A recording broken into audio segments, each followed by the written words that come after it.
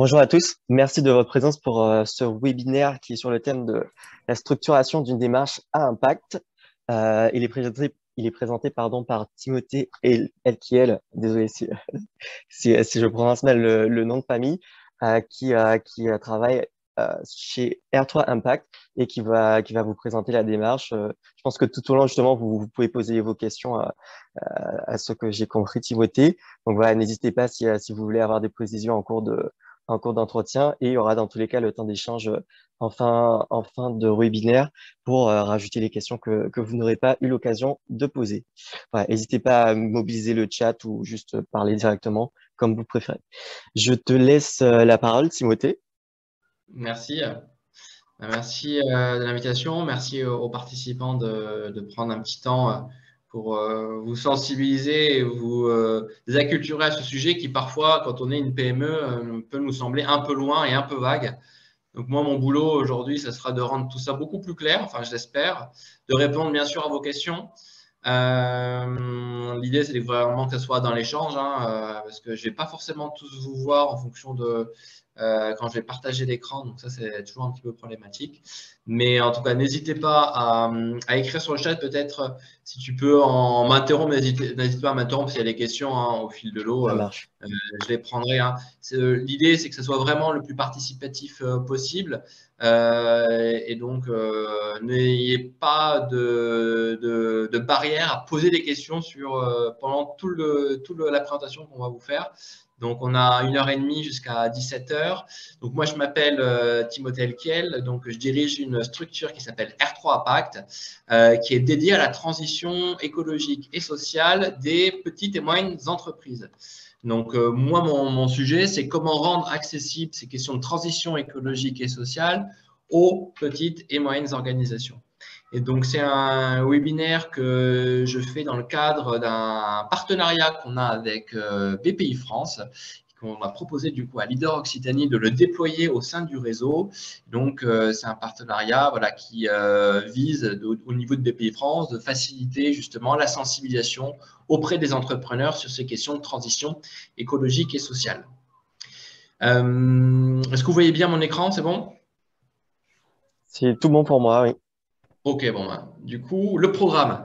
On va avoir, on va dire, 4 grands temps dans ce webinaire. Un premier temps de définition, bien préciser et poser le sujet. Deuxième temps, voir aujourd'hui en quoi ça devient un sujet quand même qui est fondamental pour toutes les entreprises. Et quand je dis toutes les entreprises, c'est même les plus petites entreprises. Le troisième temps, alors on aura très peu de temps, mais je vais rentrer peut-être que sur 2 actions qui sont un peu importants à mettre en place aujourd'hui dans les organisations autour de ces sujets-là. Et puis, on reviendra sur les financements qui sont aujourd'hui possibles quand on est une PME pour pouvoir soit financer la mise en œuvre de votre démarche de transition, soit financer la structuration de la stratégie de votre entreprise sur ces sujets-là. Donc, ça va être assez dense, je vous préviens, mais ça n'empêche pas que vous pouvez poser vos questions, parce que sinon, des fois, je me sens un peu seul derrière mon ordinateur. Donc, pour commencer la question sur le périmètre.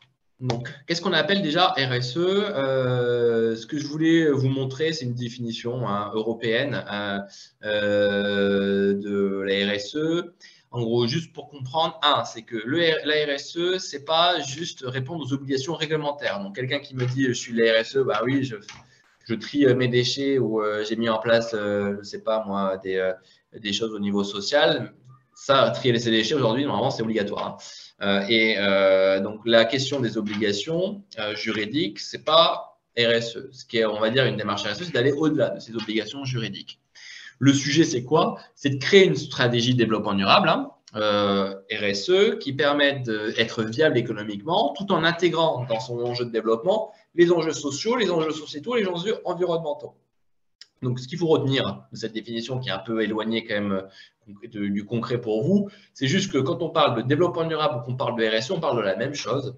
La RSE, c'est le développement durable appliqué au monde de l'entreprise. On parle, vous avez peut-être aussi entendu parler de raison d'être, de mission, d'impact. Tout ça, ça veut dire exactement la même chose. C'est juste la terminologie qui évolue en fonction des modes. L'idée, c'est quoi? C'est vraiment de créer une structure et de développer une structure qui intègre bien dans son développement les enjeux de notre temps. Mais ce que je voulais vous proposer, c'est une approche plus opérationnelle de ce que veut dire la RSE pour une PME. Nous, on va dire, c'est ce cadre de référentiel que l'on travaille pour faciliter la compréhension et le déploiement de la démarche dans les TPE-PME. Ce qu'on va rechercher 3 sujets. Quand on travaille la RSE pour une entreprise, on va essayer de la faire en sorte que l'entreprise puisse continuer d'entreprendre sans détruire. Donc, on appelle entreprendre sans détruire, c'est les enjeux environnementaux. Et je vais revenir juste après en détail. 2, c'est qu'on va essayer de chercher de l'amélioration de l'engagement, de la motivation, du sens au niveau des équipes dans l'entreprise pour créer une véritable culture d'entreprise qui soit vraiment engageante et motivante sur le long terme. Donc, la notion d'engagement, plutôt l'aspect social de la RSE. Et puis, le 3e sujet que l'on va chercher, c'est la question autour de l'utilité. En quoi votre entreprise peut être utile pour son territoire sur lequel elle est implantée et plus généralement pour la société. C'est quoi sa contribution? Et donc ça, on va dire qu'on est plutôt sur les enjeux sociétaux de l'entreprise. Je vais revenir un petit peu du coup sur chacun de ces sujets pour vous apporter des éléments concrets, des illustrations. Si on prend du coup la première axe qui est entreprendre sans détruire, vous allez avoir 3 leviers possibles sur lesquels vous allez pouvoir vous appuyer. Il n'y en a pas 36 000. Le premier sujet, ça sera de se dire, si vous voulez travailler cet axe, c'est comment vous pouvez contribuer à la neutralité carbone. Donc, qu'est-ce que ça veut dire? Ça veut dire de pouvoir mesurer ses émissions de CO2, réduire à travers un plan d'action, et ce que vous n'arrivez pas à réduire en termes d'impact, de pouvoir le compenser sur des projets, que ce soit des projets d'énergie renouvelable ou de reboisement. Je vous montre un exemple. Par exemple, une petite cabinet de conseil, ils sont 4. Ils ont des missions, ils se déplacent. Qu'est-ce qu'ils ont fait? Ils sont engagés à se dire que pour chaque mission, ils plantent au minimum 9 arbres. C'est l'équivalent en final en 3 ans de 700 arbres qui ont été plantés, soit l'équivalent de 105 tonnes de CO2 stockées à travers ce type de compensation. C'est presque 540 000 kilomètres parcourus en voiture d'émissions de CO2 évitées. Donc, une petite action qui peut sembler minime, quand on l'inscrit de manière récurrente, au final, il y a quand même un volume d'impact qui est conséquent. Ça s'appelle de la compensation. Ça veut dire aussi qu'en parallèle, il faut se doter d'actions qui nous permettent de réduire ces émissions et pas justement de les compenser. C'est un peu la critique qu'on peut faire, notamment dans l'aviation, où ils essayent du coup de pouvoir se donner une image plus vertueuse en se disant que leurs vols sont neutres en carbone. Mais ça veut dire quoi? Ça veut dire que quand même, il y a du carbone qui est émis, mais c'est qu'ils essayent de compenser les carbones qui est émis dans l'atmosphère par des projets de compensation. On verra tout à l'heure comment on met en place une démarche de compensation carbone et plutôt de comment on inscrit l'entreprise dans la neutralité carbone. Deuxième sujet, c'est les questions de circularité de l'activité. Donc aujourd'hui, on est dans une économie qu'on appelle linéaire. Ça veut dire quoi? Ça veut dire que dans notre modèle de développement, on produit, enfin on extrait, on conçoit le produit, on le distribue, on l'utilise et quand on en a marre ou quand on n'en veut plus, on le jette. Ça, c'est clairement aujourd'hui, grande majorité dans le monde, les produits sont jetés. L'économie circulaire, c'est d'éviter un maximum, qu'on jette des déchets, que ce soit en incinération ou en enfouissement.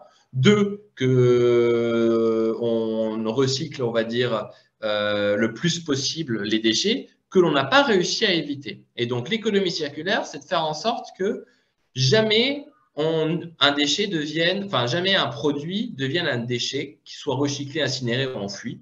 C'est-à-dire qu'on va essayer d'allonger sa durée de vie, on va essayer de mieux concevoir le produit pour éviter de consommer le moins possible de matière, on va redonner une seconde vie au produit, aux déchets, en utilisant de la seconde main, ou on va faire en sorte que le déchet de mon activité sera peut-être une ressource pour une autre activité. Tout ça, c'est l'économie circulaire. Et donc là, par exemple, il y a des structures qui sont créées Ou si on prend une activité de transport avec les palettes, au lieu d'avoir des palettes que l'on jette, eh bien là, l'entreprise met en place un service de bac de transport éco-conçu, durable, en location, où les palettes sont récupérées et sont réintégrées dans le circuit logistique. Ce qui fait qu'il n'y a plus de déchets. On a supprimé le déchet de palette en intégrant un nouveau service. Donc ça, c'est typiquement une action en matière d'économie circulaire. Mais si on prend une entreprise de service, par exemple, l'action d'économie circulaire serait de réduire au maximum les achats, d'allonger un maximum la durée de vie de tout ce qu'on achète, les équipements électroniques notamment, et le plus possible d'éviter de mettre les déchets dans des filières même de recyclage, puisque quand l'ordinateur, par exemple, vous n'en avez plus besoin, de faire appel à un reconditionneur qui va les reconditionner pour pouvoir les redisposer dans des endroits où votre ordinateur peut avoir un intérêt. Et donc ça, typiquement, c'est l'économie circulaire. Juste pour vous donner une idée sur pourquoi c'est important sur la circularité, c'est qu'aujourd'hui, en France, on consomme 3 planètes pour pouvoir assurer notre développement économique. C'est pour ça qu'on parle du jour de dépassement. Vous avez dû entendre il y a quelques jours où la France a dépassé son quota. Ça veut dire qu'aujourd'hui, depuis 3 semaines, en gros, tout ce que l'on consomme, c'est des matières premières que la Terre ne sera pas capable de renouveler dans un laps de temps à l'échelle humaine. Donc, c'est pour ça qu'aujourd'hui, si on gaspille moins, si on arrive à mieux concevoir avec moins de produits, si on consomme moins et si on arrive à faire en sorte que les déchets rentrent dans l'économie circulaire, on va pouvoir progressivement passer de 3 planètes à une planète, ce qui est l'objectif. Aujourd'hui, au niveau mondial, on est à 2 planètes. Donc, il y a des disparités de toute façon entre les différents pays, mais ce n'est pas viable. Quand on parle de théorie de l'effondrement, la collapsologie, il part de ce principe-là. C'est qu'à un moment donné, si on consomme plus que ce que l'on a, à un moment, le système s'effondre. Et aujourd'hui, les scientifiques peuvent anticiper, pour les plus pessimistes, un effondrement progressif du système dans les 20 ans qui viennent. Notamment à cause de pénuries, des pénuries de matières premières. Donc, bon, on en parle beaucoup lié à la guerre aujourd'hui, ou aux défauts logistiques avec le rebond économique qu'il y a pu avoir après le Covid, qui fait qu'il y a l'inflation, puisqu'on a du mal à pouvoir produire par rapport à la croissance.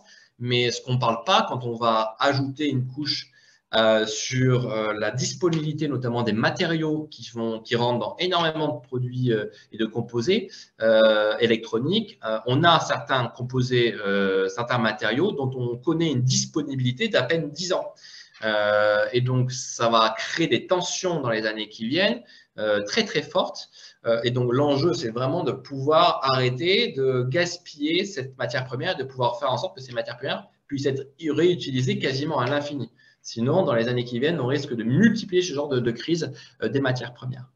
Et peut-être revenir à un élément d'information quand même sur le pourquoi aujourd'hui la partie climat devient un enjeu qui touche tout le monde.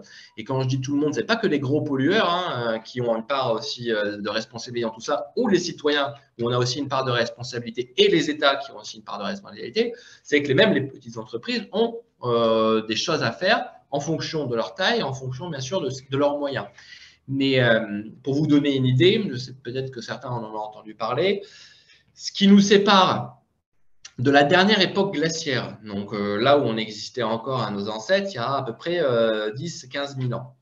La température moyenne du globe à cette époque, donc pour rappel, pour vous donner une image de comment était le climat au niveau de l'européen, on avait une calotte glaciaire qui arrivait aux portes de Londres, les glaciers qui étaient jusqu'à Grenoble, à peu près 1 km de long, et puis la banquise au niveau de Marseille, avec des pingouins, puisqu'on a retrouvé même dans des grottes des peintures immergées aujourd'hui, des peintures de nos ancêtres qui dessinaient des pingouins dans les calanques de Marseille.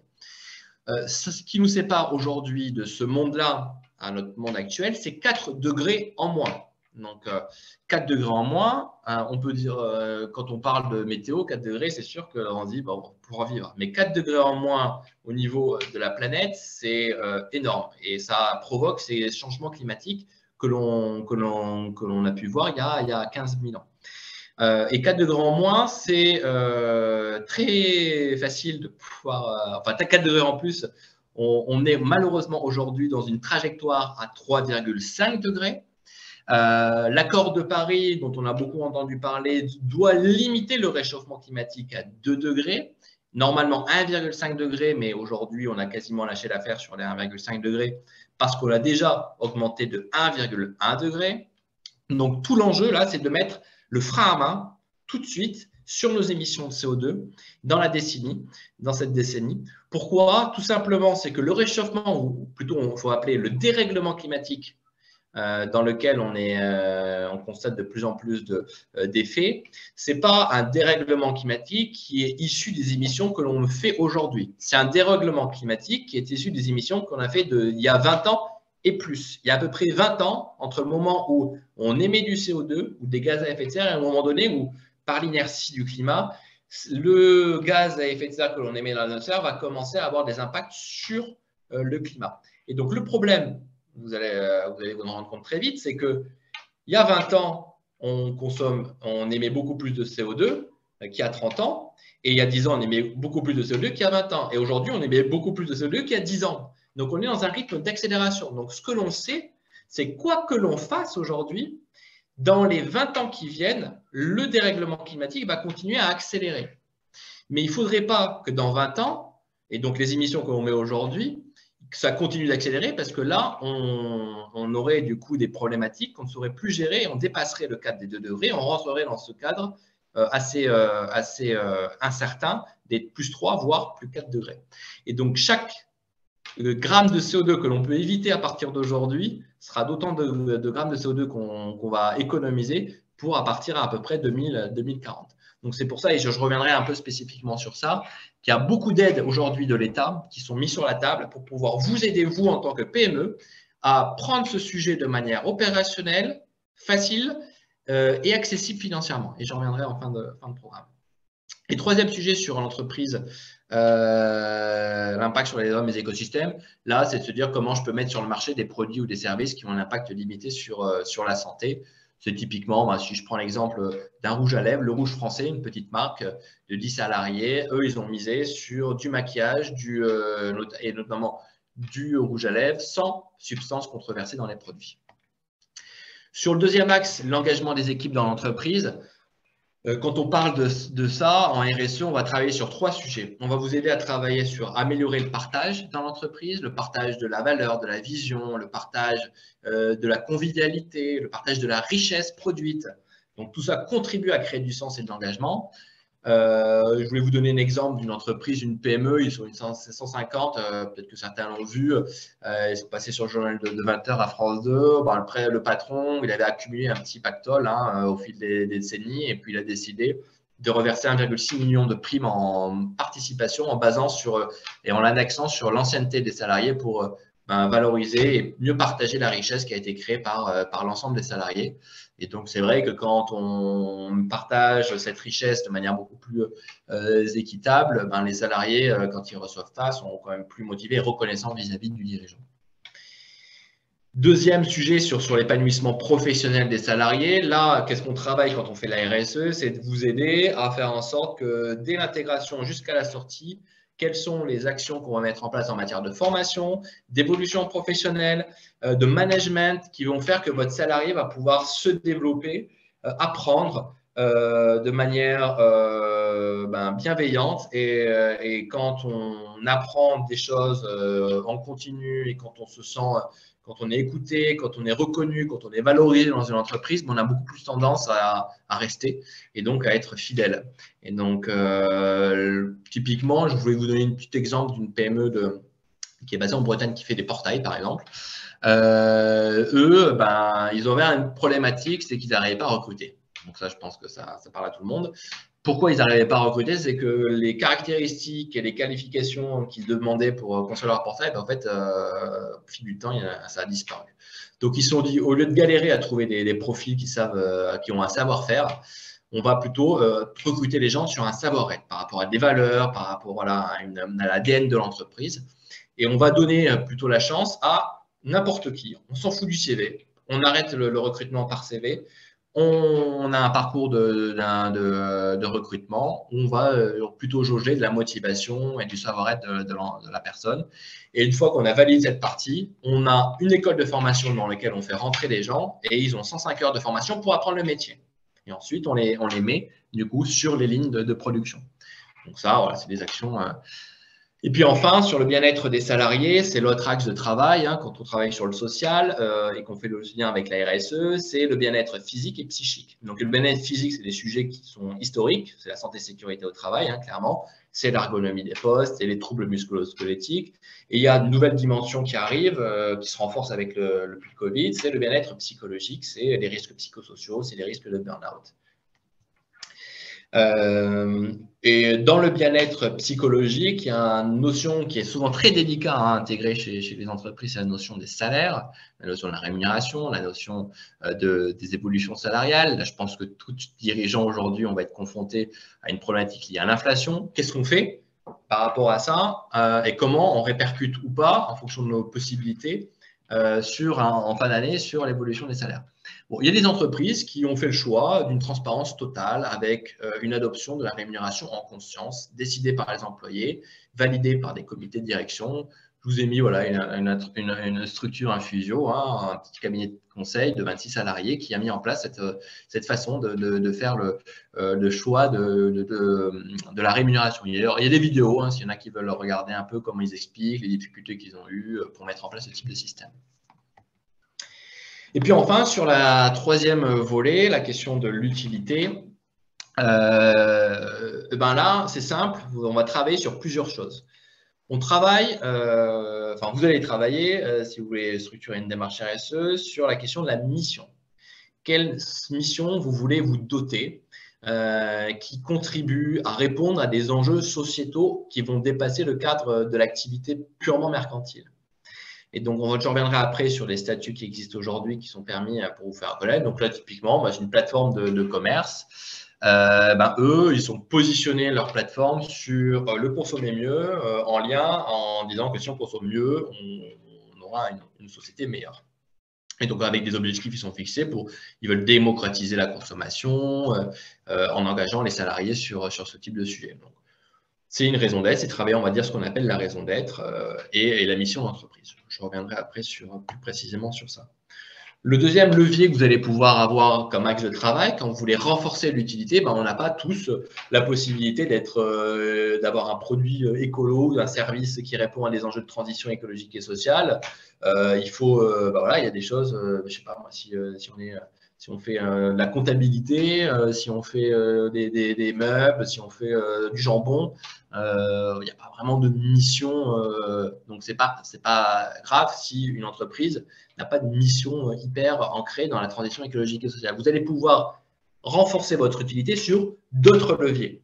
Et ces autres leviers, vous allez avoir 3. Vous allez avoir un, c'est que par rapport à mon activité, comment je peux m'engager sociétalement en soutenant des associations. En lien, par exemple, des fois avec mon métier, si je suis dans l'agroalimentaire, peut-être des associations autour de l'accès à l'alimentation ou la promotion d'une alimentation saine ou lutter contre le gaspillage. Enfin, voilà, vous pouvez faire des liens après en fonction de vos activités sur plein de choses. Là, ce que je voulais vous illustrer, c'est qu'il y a une entreprise, Columbus, qui a mis en place ce qu'on appelle un outil de mécénat de compétences. Donc ça, c'est un volet qui est assez peu connu des boîtes.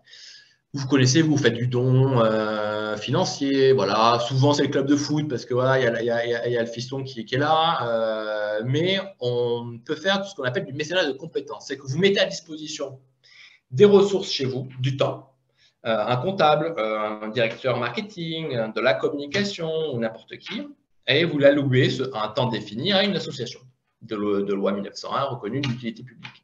Et ce temps-là, que vous mettez à disposition, ce qu'on appelle du mécénat de compétences pour l'association, vous pouvez le défiscaliser à hauteur de 60%. Et donc, c'est aussi des outils pour vous de faire de l'utilité parce que vous permettez à des associations d'avoir accès à des ressources qu'ils n'auraient pas pu avoir.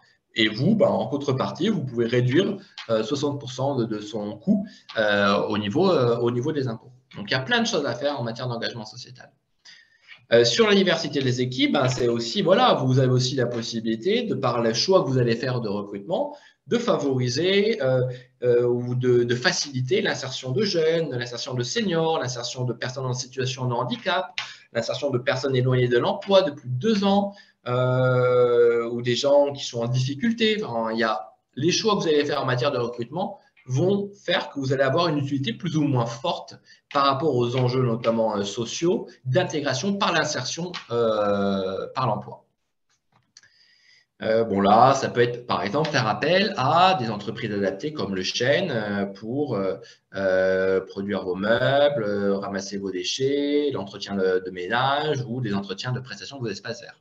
Et donc en passant par eux, qui eux sont les structures qui n'emploient que des personnes en situation de handicap, ça vous facilitez justement le développement de ce type de structure et donc le développement de l'emploi de personnes en situation de handicap. Et puis enfin, la dernière volet où vous pouvez renforcer votre utilité, on en parle de plus en plus, c'est le local. Comment renforcer votre ancrage territorial à travers vos achats notamment, que ce soit de prestations ou les achats que vous pouvez faire pour vos achats administratifs ou pour vos achats liés à votre service. Et ben, là, l'idée, c'est de pouvoir essayer de relocaliser un maximum d'achats.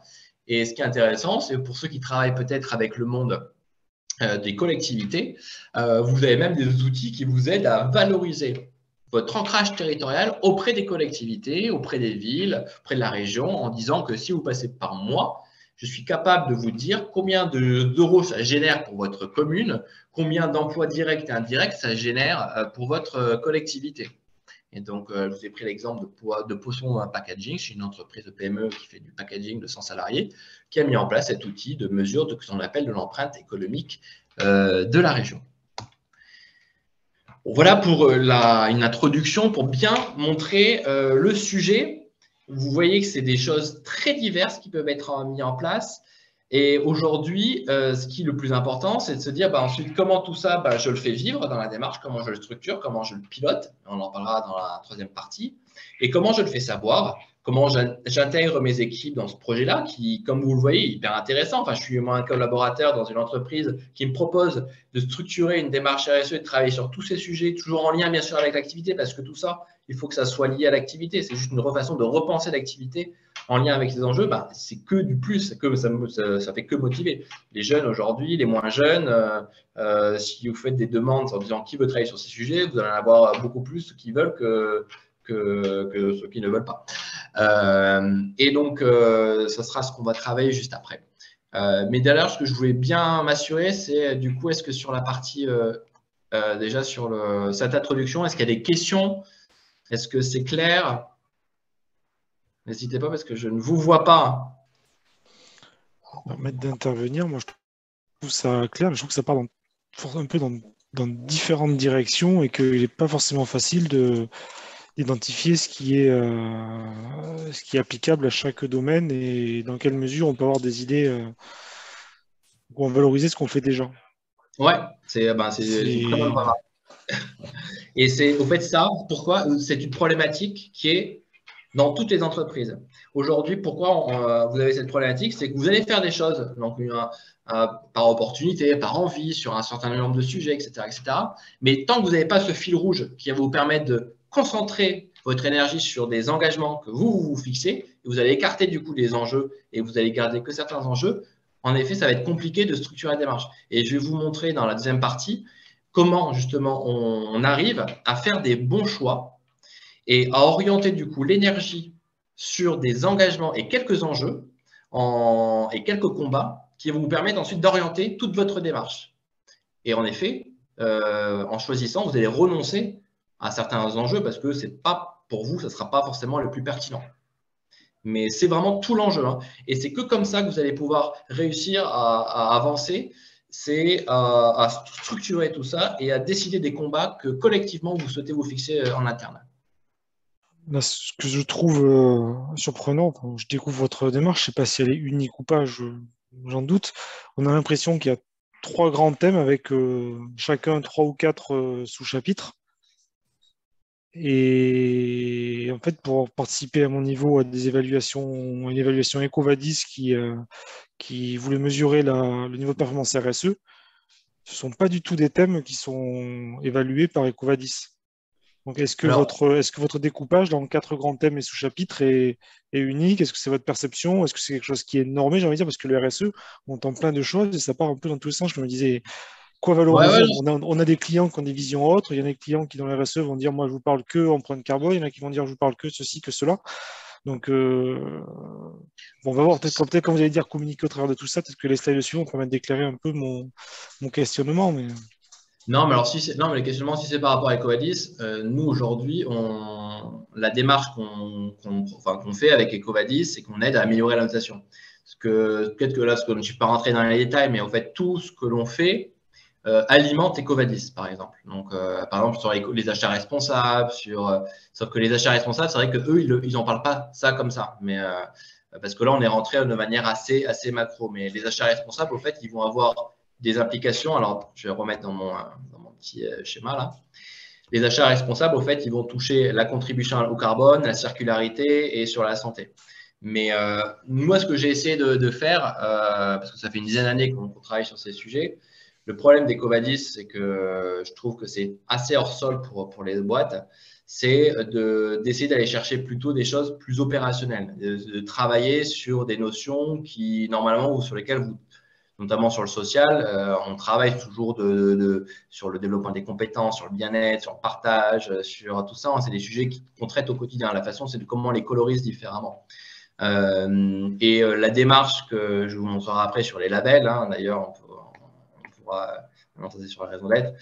Il y a un référentiel qui s'appelle l'ISO 26000 qui norme, on va dire, tout ça. Sauf que vous allez voir, les problèmes de l'ISO 26000, c'est dans les thématiques telles qu'ils sont affichées, c'est loin quand on parle de droits de l'homme, c'est loin des priorités d'une PME, quoi. Mais en vrai, tous les sujets se recoupent. Il y a pas, après, moi, c'est une approche particulière. On a travaillé pour les PME pour rendre le sujet plus opérationnel. Mais tout ce que l'on fait, on travaille avec l'AFNOR. Si vous voulez vous faire labelliser engagé RSE, c'est les mêmes sujets. Le recoupement, il est assez facile. Après, c'est vrai qu'on a des mots qu'on va utiliser un petit peu différents, quoi. Mais je ne suis pas sûr d'avoir bien répondu à votre question. Je vais voir la suite. Je vais voir la suite. Bon, n'hésitez pas. Est-ce qu'il y avait d'autres remarques?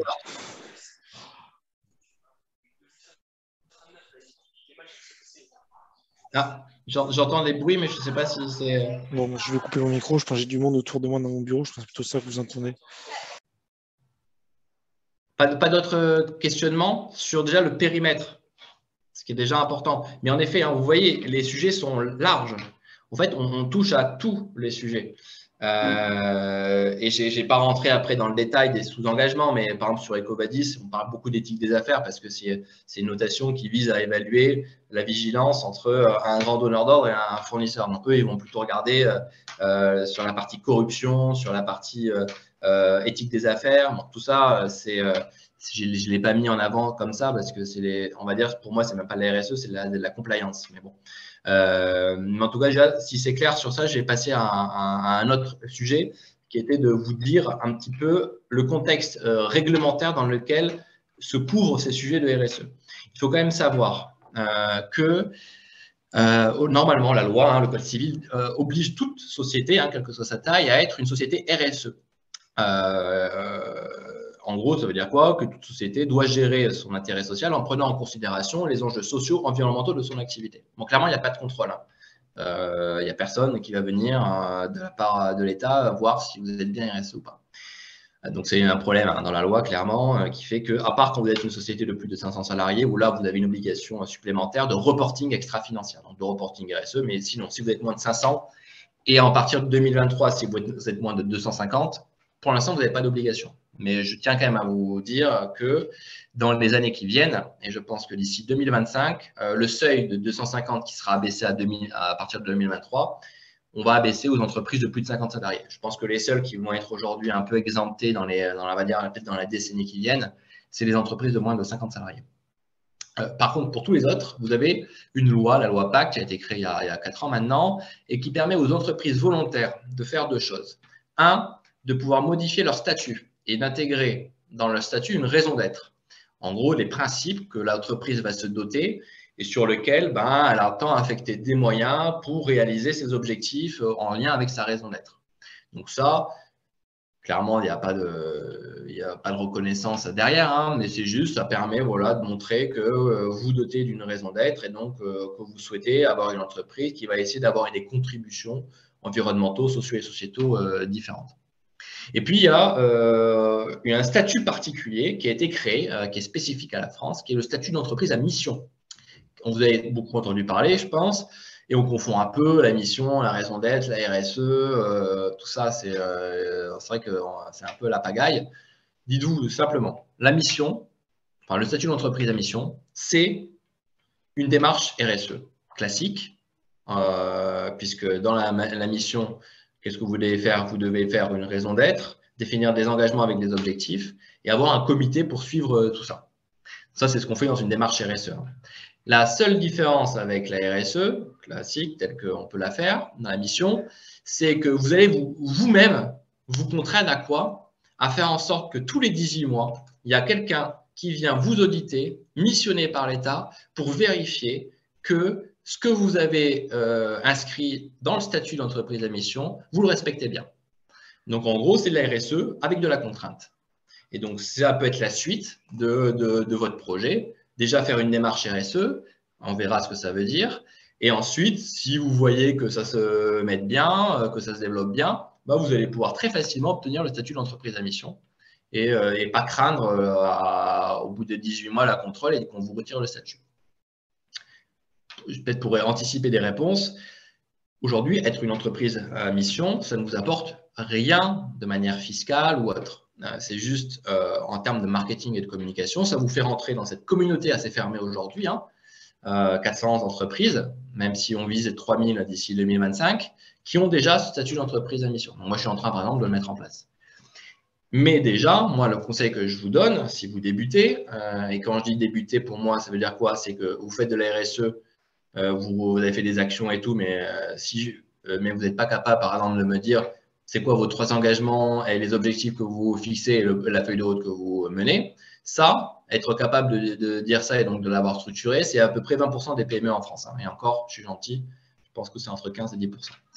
Le reste, c'est soit je fais de la RSE, un peu comme ça, quand je peux, et par nature, enfin dire comme Monsieur Jourdain, quoi. Soit je me suis ancré notamment dans Ecovadis parce que j'ai été obligé, mais je réponds à un questionnaire. Mais sans prendre du coup la dimension de stratégie en me fixant des objectifs et un cadre précis. Donc, est-ce que je suis déjà, avant de passer à la suite, et justement aux questions de label et de référentiel, est-ce que vous avez des questions sur la RSE, la raison d'être, le statut d'entreprise à mission? Non? Ça me semble clair pour tout le monde. Bon, bah, très bien. Je vais passer maintenant au cadre normatif. Donc, on a un petit peu parlé,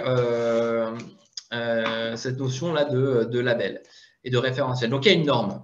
Donc, en effet, la démarche RSE est normée à travers un référentiel qui s'appelle l'ISO 26000. C'est un référentiel international qui est conditionné autour de 7 piliers que je vous ai mis.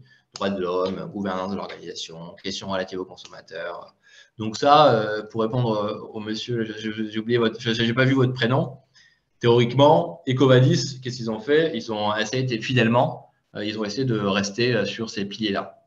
Mais quand vous êtes une PME et que on vous parle d'un pavé sur la question des droits de l'homme en France, bon, je pense que vous vous dites si la RSE c'est ça, bon super, je dois répondre parce que c'est une obligation, mais c'est pas ça qui va faire changer vos pratiques. Mais bon, il existe cette norme et tout l'enjeu, bon, elle est en train d'être vue, mais tout l'enjeu justement, et moi la façon dont je vous ai traduit le truc, c'est de transformer cette norme de manière à ce qu'elle soit beaucoup plus liée à votre activité et à vos enjeux. Il y a un autre domaine, vous avez certainement entendu parler, c'est les objectifs du développement durable. Donc ça, pareil, c'est 17 objectifs qui sont déclinés par pays, portés par l'ONU et sur lesquels les entreprises peuvent répondre en disant bah, « moi, sur l'objectif via terrestre numéro 15, voilà ce que je mets en place ».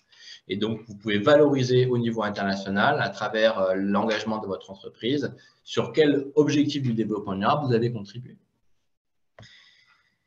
Et puis, il existe des labels.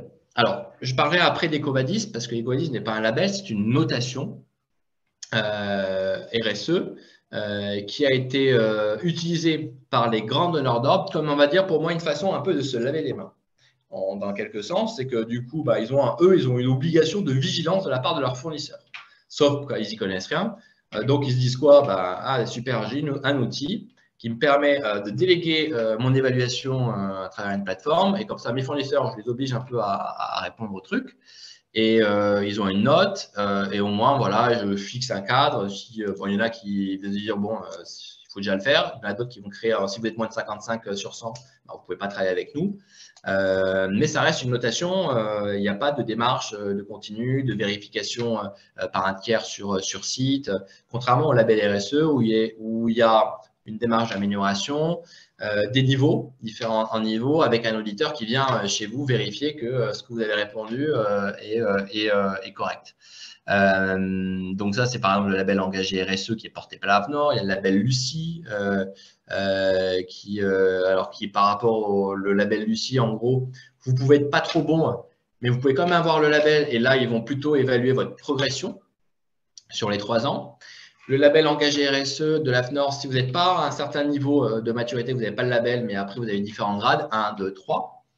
Et le label PME+, c'est plutôt un label qui est pour les entreprises qui sont distribuées dans la grande distribution. Vous avez le label Bicorp, qui est un label qui est issu du monde anglo-saxon. Et là, ce label, pour pouvoir l'avoir, la particularité, c'est qu'il faut modifier ses statuts et être un peu dans la mouvance il faut avoir fait une raison d'être et l'avoir inscrit dans ses statuts.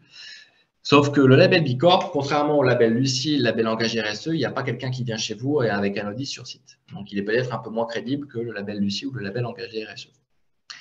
Mais moi, la question que je dis aux entreprises qui débutent, le label, pour moi, c'est la cerise sur le gâteau. Nous, on accompagne, on est référencé sur tous ces labels.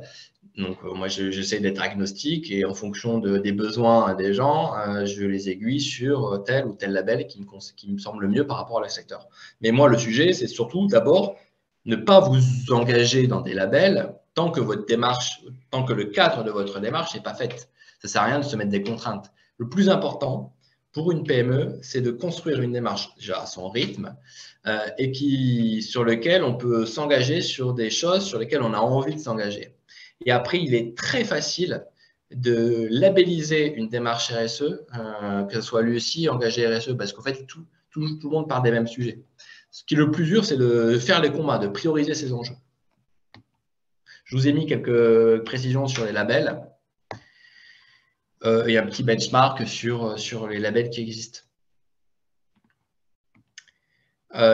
Ensuite, il ne faut pas confondre les labels RSE, puis il y a des labels thématiques. Le label numérique, le label sur les achats, le label sur les produits, le label sur l'environnement, le label sur la qualité de vie au travail. Et puis, il existe des labels qui sont sectoriels, proches des branches. Il n'y en a pas beaucoup. Sur la finance, sur l'entreprise biologique, sur l'hygiène, sur les entreprises de l'impression, sur le BTP.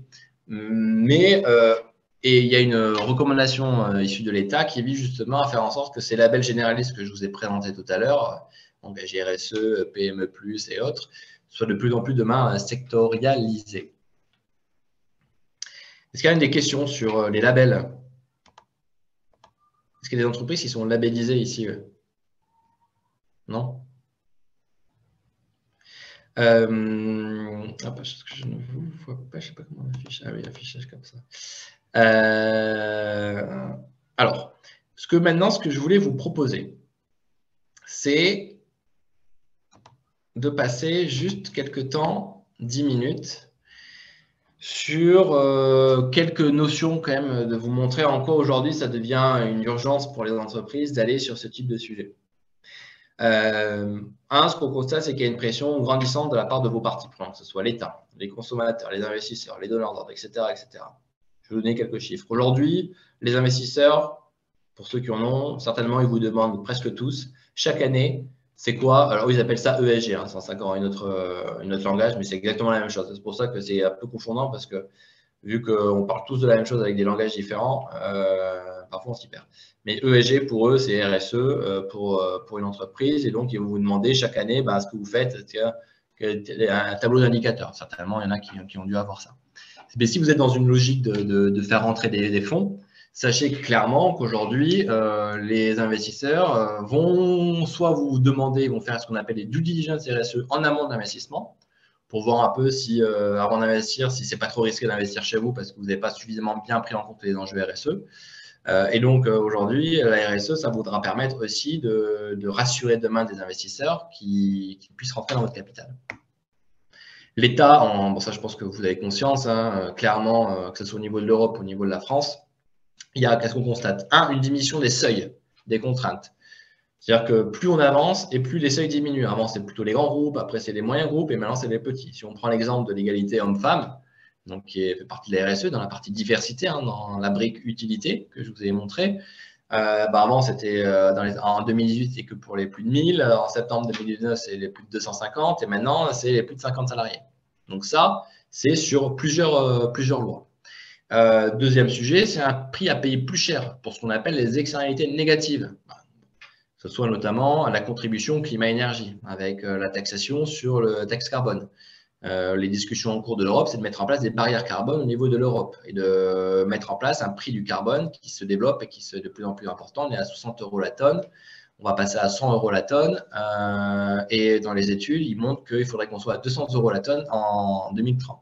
Donc clairement, réduire ces émissions de CO2 dès maintenant, ça vous permettra en 2030 d'être beaucoup moins vulnérable à une évolution du prix du carbone et donc à pouvoir aussi être beaucoup plus compétitif demain lors de la vente de produits, que ce soit en France, en Europe ou dans le monde.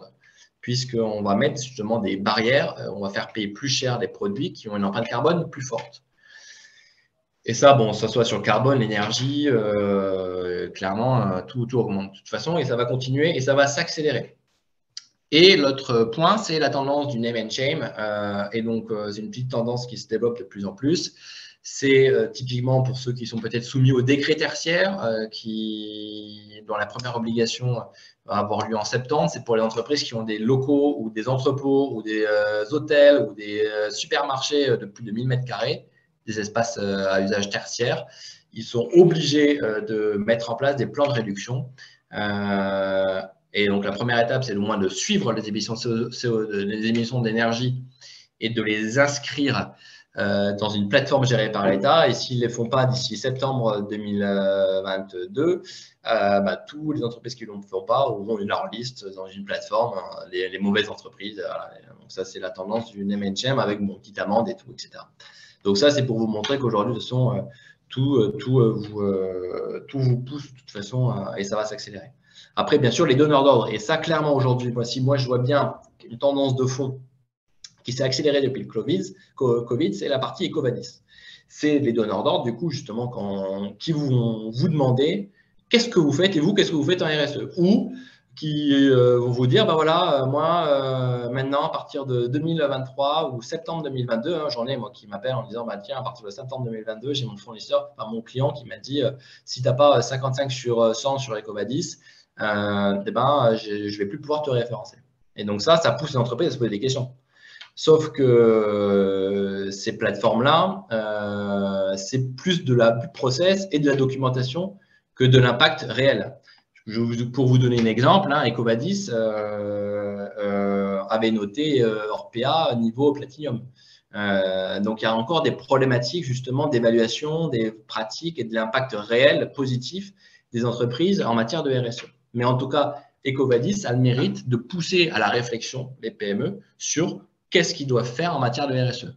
Mais moi, l'erreur à ne pas commettre, c'est de s'arrêter à EcoVadis en disant maintenant je suis gold ou argent ou bronze sur EcoVadis, je suis RSE. Pas du tout. Je veux dire que le chemin commence à peine.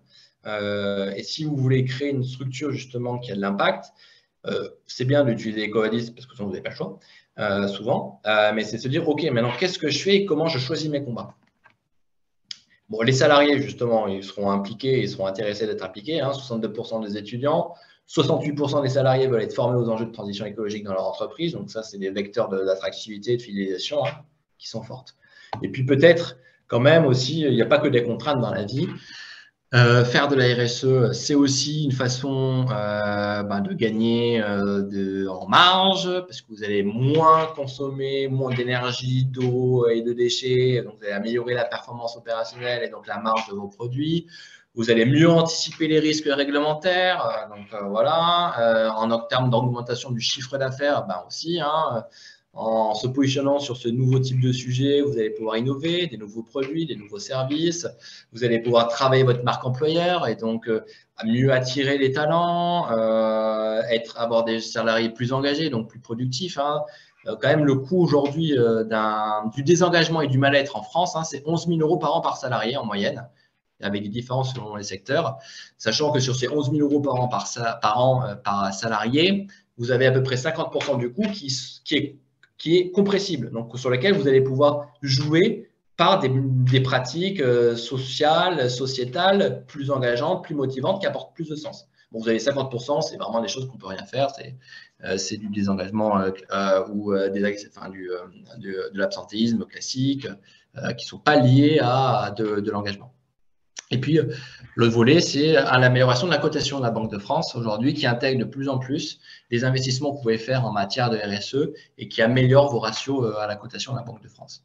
Tout ça pour dire qu'en moyenne, ce que l'on voit, c'est que les entreprises qui passent d'une démarche RSE un peu comme ça, d'actions un peu diverses, mais sans structure, sans fil rouge, à une stratégie connectée à la stratégie d'entreprise et bien structurée, en moyenne, donc l'étude de France Stratégie qui avait été mise en place il y a 2-3 ans, on peut dire tout ce qu'on veut aux études, donc, mais voilà, c'est juste pour vous aider, on parle de 13% de performance économique supérieure d'une entreprise qui en fait une démarche stratégique, d'une entreprise qui fait la RSE un peu comme M. Jourdain au fil de l'eau. Sur ça, il y avait des points, parce qu'il est déjà 25.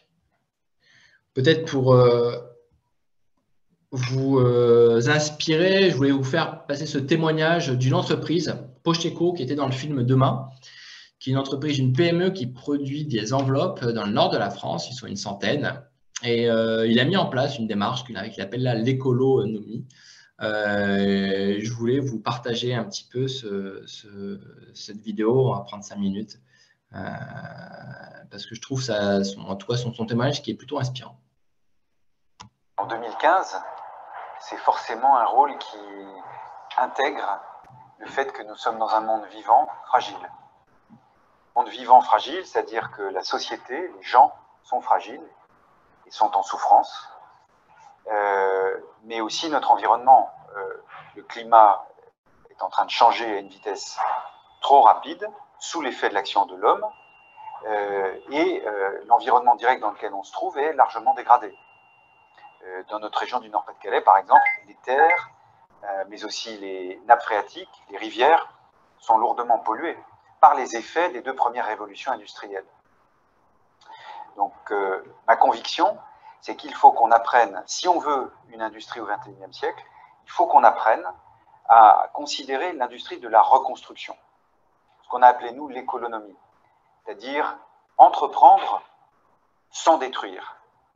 Par exemple, il faut que les matières premières qu'on utilise soient des matières premières qui soient au moins renouvelables à l'échelle du temps humain. Alors, ce n'est pas le cas des ressources fossiles, le pétrole et le gaz, ce n'est pas le cas des ressources minières, ce n'est pas le cas des ressources en règle générale, sauf, nous on a de la chance, on exploite une forêt, et à chaque fois qu'un arbre est coupé, 4 sont replantés systématiquement et dans le respect de la biodiversité. Ce travail-là, ça nous permet d'acheter une matière première qui, quand on la transforme, n'est pas synonyme de destruction, mais qui est synonyme au contraire d'expansion de la forêt là où elle est cultivée. Alors, ça a du sens, parce que c'est dans les 10 premières années de sa croissance qu'un arbre consomme le plus de CO2, qui est un des gaz responsables de l'effet de serre dont on parle actuellement. Si on applique ça ensuite à l'activité, nous on fabrique des enveloppes, on fait 2 milliards d'enveloppes en papier par an. Bon. On les imprime avec des encres qui ne sont pas toxiques, donc pas à base de solvants, mais à base de pigments naturels et d'eau.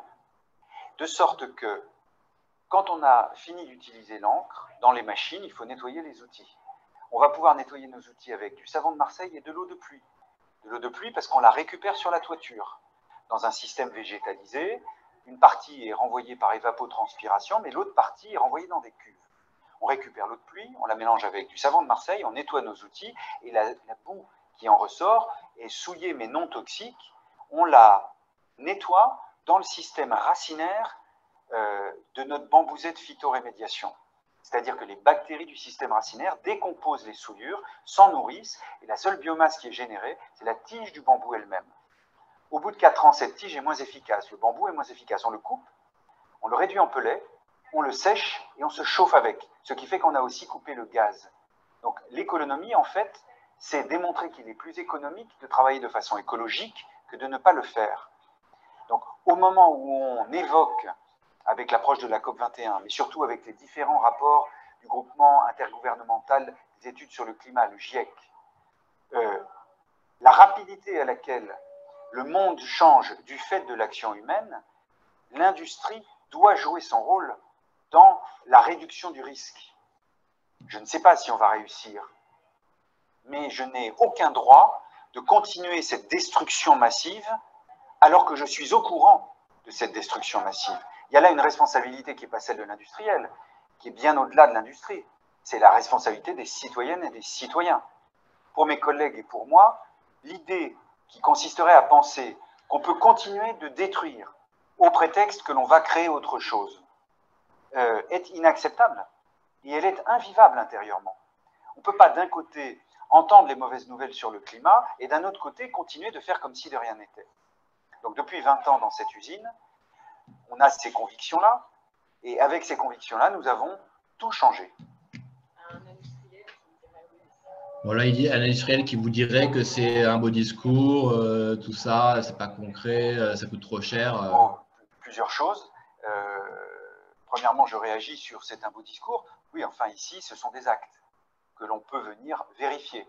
C'est-à-dire que tout ce que je vous raconte fait l'objet d'une traçabilité totale et on peut vérifier point par point, centime par centime, tous les investissements qui ont été produits depuis 20 ans, donc depuis à peu près 1997 environ.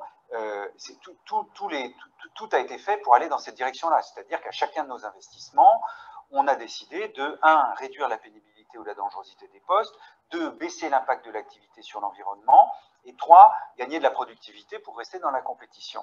Et ça fonctionne. Ça a même sauvé l'entreprise du dépôt de bilan à l'époque. On n'était pas en bonne santé, et le fait de travailler de manière économique dans la circularité, ça a permis à l'entreprise de rebondir.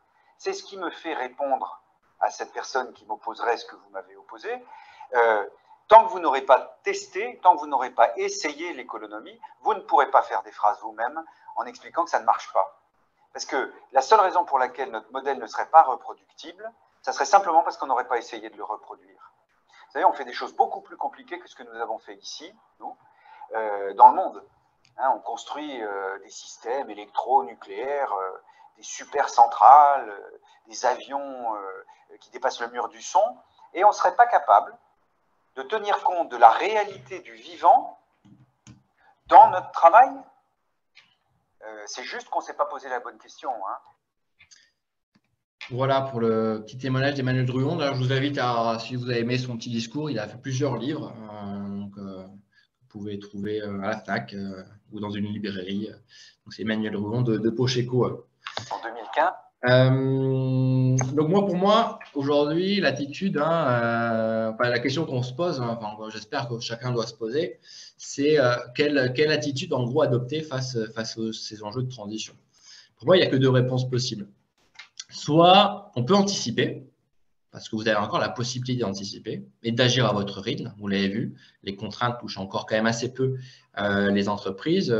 Même vos grands clients, vos donneurs d'ordre, souvent, voilà, ils vous mettent pas non plus le couteau sur la gorge, mais ça commence à s'exciter un petit peu pour en travailler avec un certain nombre.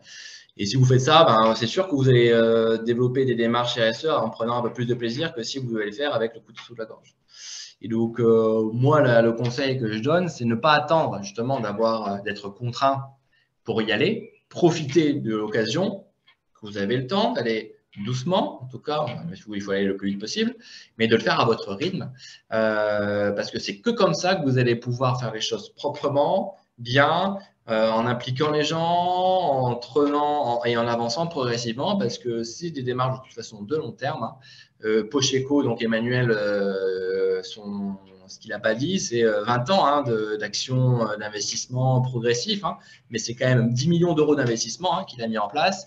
Et derrière, c'est 15 millions d'euros de gains économiques. Donc, c'est 5 millions d'euros de marge qu'il a réussi à générer. C'est ce qui lui a permis de survivre, parce que dans un marché où l'enveloppe s'effondre quand même. Donc, et de recaser progressivement, justement, des salariés dans le bureau d'études qu'ils ont mis en place, dans le centre de séminaire qu'ils ont mis en place, dans les terres agricoles autour de l'usine qu'ils ont rachetées pour faire de la permaculture, le restaurant qu'ils ont construit pour alimenter la ville dans laquelle ils sont implantés, etc., etc. Donc, c'est hyper intéressant comme modèle. Tout n'est pas reproductible, bien sûr, mais l'idée, c'est de s'approprier ce qui pourrait être fait. Donc, voilà ce que je voulais vous… Bon, là, je n'aurai pas le temps sur les actions, parce qu'il est déjà 4h35.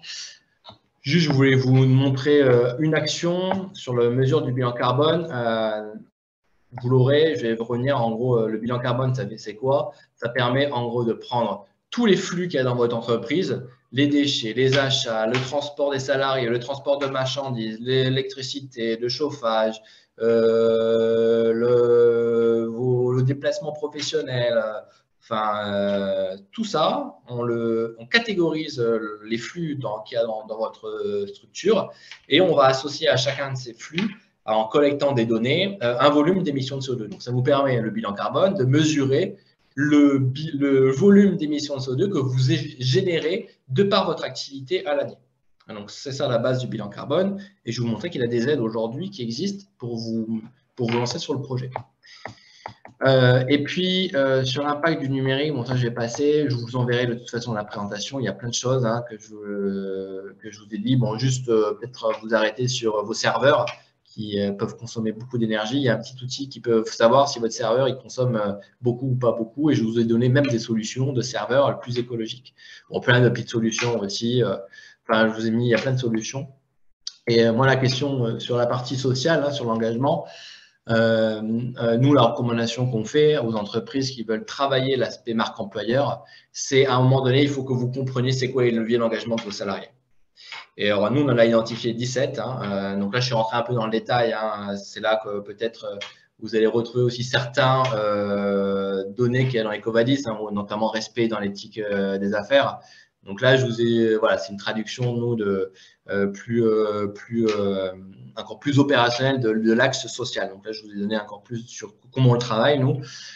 Donc sur la culture du partage, sur l'épanouissement professionnel, sur le bien-être, etc. Donc vous revoyez les données. Et bien tout ça, en fait, on est capable aujourd'hui d'évaluer qu'est-ce qui est vraiment important en matière de motivation pour vos salariés et qu'est-ce qui est aujourd'hui satisfaisant ou non sur ces mêmes leviers par rapport à vos salariés. Ce qui nous permet d'avoir en haut à droite ce qui est à la fois perçu comme important pour vos collaborateurs et sur lequel vous n'êtes pas perçu comme performant. Et donc c'est sur ce levier-là qu'il va falloir travailler en priorité dans le cadre de la démarche RSE. Bon, ça c'est. Et donc, si on prend maintenant un quart d'heure pour vous donner quelques conseils sur comment structurer une démarche RSE, j'appelle ça efficace et durable. Pour moi, il y a 4 étapes. La première, et c'est la plus importante, c'est instaurer la gouvernance du projet adapté à votre taille.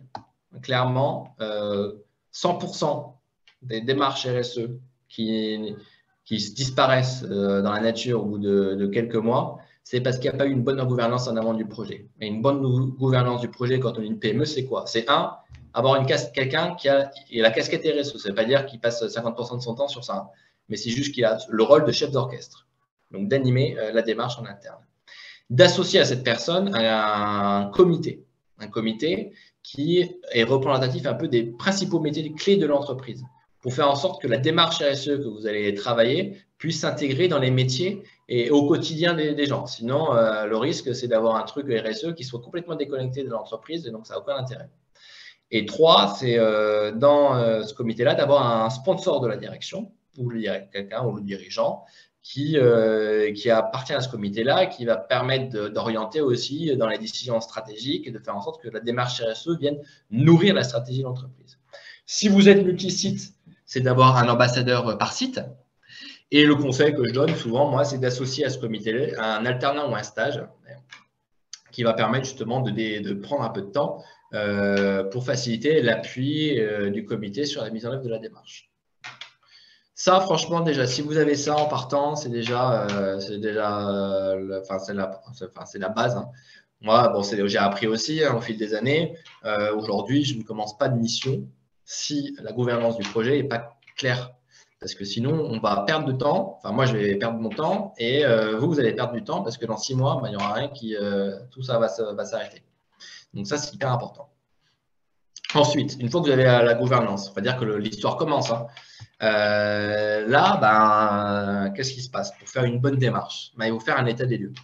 Donc là, je vais vous montrer, nous, on utilise des référentiels qui sont plutôt basés sur des pratiques concrètes, donc pas forcément juste des documentations, parce que le problème qu'on a beaucoup, c'est qu'on va vous demander à vous faire cette telle et telle autre documentation. Ça, c'est sur EcoVadis, mais j'ai tellement vu d'entreprises qui ont, oui, toute la documentation qu'ils ont vue parce qu'ils ont fait du copier-coller sur Internet, mais derrière, il ne se passe rien. Donc, nous, ce qu'on va regarder, c'est plutôt les pratiques, les actions que vous avez mises en place sur tous ces sujets. Donc, je vous avoue, c'est des gros questionnaires. Hein. On a, nous, en base, 1500 pratiques qui sont dispatchées sur le social, le sociétal, la communication, la gouvernance, l'éthique des affaires, les achats, enfin, tous les sujets, et qui nous permet de comprendre, d'évaluer la maturité RSE de l'entreprise. Et donc, il y a ce référentiel, vous pouvez essayer d'en construire un. Je ne vous le recommande pas parce que ça serait quand même perdre du temps, mais je vous ai mis, il y a Valorise, vous pouvez télécharger un référentiel si vous voulez faire votre propre référentiel. Et alors, je ferai passer peut-être, nous, on va lancer une plateforme qui sera libre d'accès et qui va vous permettre de faire votre propre auto-évaluation et de sortir avec un plan d'action. Mais pour l'instant, elle n'est pas encore tout à fait prête. Et donc, premier état, c'est un état des lieux RSE. Nous, pour vous donner une idée, comment on fait sur un questionnaire diagnostic, on va évaluer, on va prendre par exemple sur la thématique utilité pour la société. Donc, on va avoir plusieurs axes d'action. Donc là, on a insertion professionnelle des juniors, insertion de personnes éloignées de l'emploi. Donc ça, c'est nos différentes thématiques d'action. Et derrière chaque thématique d'action, on a une liste de pratiques qu'on va évaluer le niveau de déploiement dans votre entreprise. L'embauche de stagiaires, l'embauche d'alternants, l'embauche de jeunes en situation difficile, la participation des formes de recrutement, l'organisation de journées de portes ouvertes dans l'entreprise. Bon, tout un tas de pratiques qu'on évalue. Savoir est-ce que vous l'avez mis en place, si oui, est-ce que c'est fait de manière régulière ou ponctuelle, etc., etc.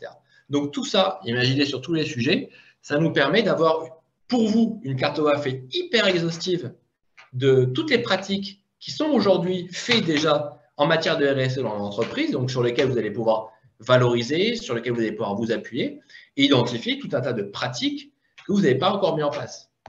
Mais ce que j'ai envie de vous dire, si on fait ça… Donc ça, c'est vous qui le proposez, excusez-moi, c'est vous qui le proposez ou c'est un questionnaire que vous remettez à l'entreprise pour s'auto-évaluer?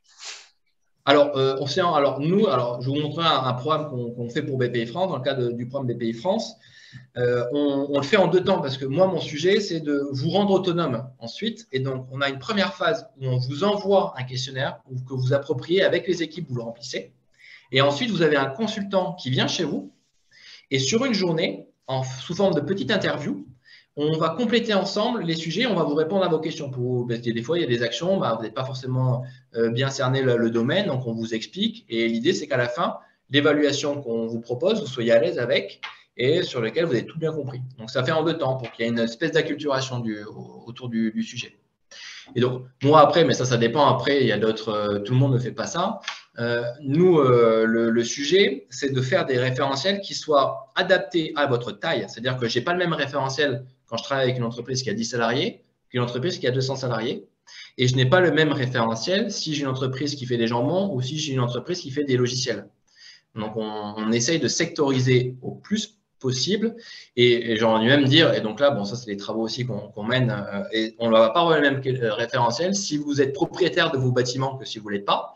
On ne va pas avoir le même référentiel si vous avez une flotte de véhicules ou si vous n'en avez pas. Si vous avez un espace vert ou si vous n'en avez pas. Bon, il y a tout un tas après de particularités qu'on va intégrer dans la phase préparatoire pour que le référentiel qu'on vous donne, il soit vraiment spécifique à votre activité et à votre taille. Je ne sais pas d'ailleurs s'il y a d'autres questions sur ça. Non? Et alors là, il y a un autre truc. Donc là, c'est pour répondre, je ne sais plus du coup qui m'avait posé, et c'est une question qui est vraiment la plus importante. C'est ouais, mais le RSE, c'est très large et comment on avance? Donc pour ça, il y a plusieurs possibilités. Première possibilité, c'est l'outil. Alors ça, c'est un peu l'outil classique hein, des consultants RSE. Hein. Pourquoi? Parce qu'il est obligatoire pour les entreprises de plus de 500 salariés et il est obligatoire pour les entreprises qui vont être labellisées RSE. C'est ce qu'on appelle la matrice de matérialité. C'est un truc un peu barbare, ça veut dire que c'est un truc tout con. Hein. C'est quoi? C'est de se dire qu'on veut essayer de faire ressortir par rapport à tous les enjeux RSE. Et donc, bon, moi, je vous ai mis ça, je vous ai résumé ça en 3 chapeaux et 7 pratiques. Mais en vrai, derrière, il y en a beaucoup plus, hein, derrière les sous-enjeux. Donc, nous, ce qu'on arrive, c'est qu'on a une liste parfois de 30 à 40 enjeux par rapport à votre activité. Et ces 30 à 40 enjeux, on va les mouliner par rapport à 2 attentes. Les attentes de vos salariés, donc ce qu'on appelle les parties prenantes internes, donc l'impact sur votre activité. Et on dit, voilà, aujourd'hui, vous pensez que cet enjeu pour vous, c'est important ou pas. Donc, il y a les salariés et la direction et on leur fait évaluer sous forme de questionnaire, est-ce que l'enjeu 1, il est très important ou pas du tout important. Et on sélectionne avec l'entreprise une liste de parties prenantes externes. Alors, qu'est-ce qu'on appelle parties prenantes? C'est des fournisseurs, c'est des collectivités, c'est des clients, ça peut être n'importe quoi, externe à l'entreprise. Et on fait des interviews avec eux et on essaye d'évaluer pendant ces interviews pour eux, c'est quoi vos attentes, les attentes qu'ils ont vis-à-vis de vous sur la RSE. Et donc, en miroir, chaque enjeu est évalué à la fois par vos salariés et à la fois par vos parties prenantes externes. Ce qui nous permet, à la fin de cet exercice, de ressortir avec une liste de 5 à 10 enjeux max qui sont ce qu'on appelle les top priorités, sur lesquels il faut vraiment pouvoir se concentrer. Ce qui veut dire, de facto, c'est que les enjeux qui sont perçus comme non matériels, parce que pas important pour les salariés, pas important pour les clients, ben on les laisse tomber. C'est-à-dire qu'ensuite, on n'en parle plus et c'est pas grave. La RSE, ça ne veut pas dire d'être bon sur tous les sujets, c'est d'être bon sur les sujets qui sont importants pour votre secteur, importants parce que vous avez envie d'y contribuer et importants parce que vos salariés aussi sont demandeurs. Et donc ça permet déjà de limiter un certain nombre d'enjeux et de pouvoir ensuite se concentrer dans la seconde phase, qui est de se dire comment on transforme ces enjeux en engagement. Et ça, c'est le plus important et le plus intéressant. Et donc, comment on fait? Alors après, ça, c'est en fonction... ça, il y en a qui vont essayer de le faire en interne, il y en a qui vont vouloir le faire avec des experts, donc chacun a sa méthode. Moi, ma méthode, c'est quoi? C'est de réunir le comité projet que vous avez constitué en amont de la phase. Donc, il a déjà été impliqué sur l'état des lieux. Et là, on les réunit pendant une demi-journée. Et sous forme de facilitation, on va essayer de rendre ces enjeux plutôt autour d'engagements qui sont concrets et en lien avec l'activité et sur lesquels tout le monde est d'accord que c'est cela et pas d'autres sur lesquels on va s'engager. Donc, typiquement, alors là, c'était, alors je regarde parce que je ne me rappelle plus. Ah oui, là, c'est typiquement, je crois que c'est une entreprise qui fait de la cosmétique. Donc, ils ont défini 4 engagements. C'est vrai, il n'y a pas 36 000. Hein. L'idée, ce n'est pas d'avoir une batterie de 10 engagements qu'on ne va pas être capable de tenir. L'idée, c'est d'en avoir quelques-uns qu'on est capable de tenir et sur lesquels on se fixe les objectifs. Donc, eux, ils avaient un premier engagement qui venait nourrir l'enjeu économie circulaire. Hein. Rappelez-vous ce que je vous disais tout à l'heure. Et eux, ils se sont dit, voilà, dans ça, on se fixe, on veut supprimer le suremballage de nos produits, et 2, on veut développer une gamme complète, zéro plastique en cosmétique. Et on se fixe derrière des objectifs en 2025, etc., etc. Et donc derrière, je vous montrerai après ce que ça implique. Donc ça, c'est déjà, donc j'ai un premier axe, c'est mon pack. Deuxième axe, c'est ils veulent augmenter la qualité des formules et sensibiliser les clients sur l'impact environnemental. Bon là, ils avaient deux axes derrière d'action. Ils veulent simplifier et améliorer la composition des formules avec des implications et ils veulent augmenter la naturalité des formules cosmétiques sans dégrader l'efficacité de leurs produits. Et donc ça, on le fait sur 4 engagements qui doivent être liés avec vos enjeux clés et qui vont toucher du social, du sociétal, de l'environnemental autour du produit notamment ou du service. Et ça, derrière, une fois que vous avez ce cadre qui est partagé par tous, sur lequel vous êtes conscient que ça répond bien aux attentes des salariés, ça répond bien aux attentes de vos clients, eh bien, c'est votre ligne conductrice pour les 10 ans qui viennent. Hein. Vous n'allez pas devoir changer ou modifier. Vous allez juste devoir évoluer vos objectifs, mais votre cadre il est là. Vous savez que l'énergie, vous le mettez sur le pack, sur la formule, sur le recrutement et sur je ne sais pas quoi. Et votre démarche, le cadre, il est fait. Et une fois que vous avez fait ça, vous avez fait le plus dur. Parce qu'ensuite, enfin le plus dur en termes intellectuels, on va dire, après, c'est je mets en œuvre. Donc, nous, ce qu'on fait, mais vous pouvez l'adapter, vous pouvez le faire. Hein, après, chacun. Moi, le retour que j'ai eu avec les PME, c'est qu'il faut que vous prémâche le travail. Vous n'avez personne à plein temps sur ces sujets. Donc, nous, il faut que notre expertise elle puisse vous servir. Et donc, vous savez quoi? Ça va vous aider à cadencer tout ça en termes d'action, à vous identifier quel est le coût que ça coûte, les solutions que vous pouvez ou les prestataires qui pourraient vous aider à mettre en place le sujet et l'indicateur de suivi que vous pouvez mettre en place. Donc, voilà, nous, on aide ensuite à dire, tiens, réduire, je ne sais pas moi, l'impact environnemental de votre impact carbone. Étape 1, on fait ça, étape 2, on fait ça, étape 3, on fait ça. L'étape 1, c'est tant de temps, ça coûte tant euros. Et ensuite, la feuille de route, une fois qu'elle est rédigée, il y a des temps de validation en interne pour valider un budget. Parce que le sujet, ce sera ça. C'est OK, quel budget je m'alloue au niveau économique et au niveau de ressources humaines, quel temps ça me prend et comment je le répartis dans l'entreprise. Et une fois qu'on a validé ce budget, on valide ce plan d'action. Et là, vous commencez à travailler progressivement. L'idée, c'est que vous n'allez pas tout faire du jour au lendemain. Hein. Nous, ce qu'on essaie déjà de faire, c'est de vous projeter à 3 ans. Et puis ensuite, une fois que si la démarche à 3 ans déjà se développe bien, vous allez voir qu'ensuite, vous allez pouvoir le déployer à plus long terme. Mais c'est là, structurer une démarche RSE, c'est ça. C'est surtout d'avoir des engagements qui soient clairs, précis, partagés par tous et d'avoir une feuille de route qu'on est capable de piloter, sur lesquelles on est capable d'évaluer le coût en termes de budget hommes et ressources et qui vous permet ensuite de pouvoir avancer pas à pas et petit à petit. Et en 10 ans, quand vous allez regarder tout le chemin que vous allez faire, en 2030, si vous démarrez maintenant, je vous assure que vous ferez partie déjà des mieux 10 ans en matière de RSE parce que les grands groupes, moi j'en ai fait des grands groupes, ils ont commencé il y a bien avant, sauf que quand on regarde où ils en sont aujourd'hui, ils n'en sont pas à grand chose. Hein. Donc c'est en commençant maintenant que vous allez pouvoir faire des choses et vraiment transformer votre activité dans les années qui viennent. Et puis ensuite, il y a le choix des indicateurs que j'ai passés. Ça, c'est vrai que souvent on se demande, mais oui, mais du coup, j'ai quoi mon tableur d'indicateurs? Parce que mes clients ils me demandent. Je vous ai mis quelques indicateurs, il y en a plein, ça dépend beaucoup de vos engagements. Donc, au fait, les indicateurs, vous les liez, le plus important, c'est de les lier à ça. Voilà. C'est supprimer le suremballage, c'est quoi mes indicateurs?